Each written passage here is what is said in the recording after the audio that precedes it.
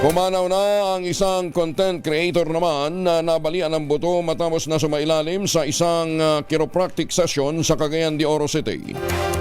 Nag-viral online si Leobert Mangubat Yurong dahil sa pagdodokumento nito ng kanyang dinanas matapos na magpa-adjust ng buto sa isang umano'y chiropractor noong Nobyembre ng 2024. 2 buwang naging bedridden ang biktima matapos siyang mabalian ng buto.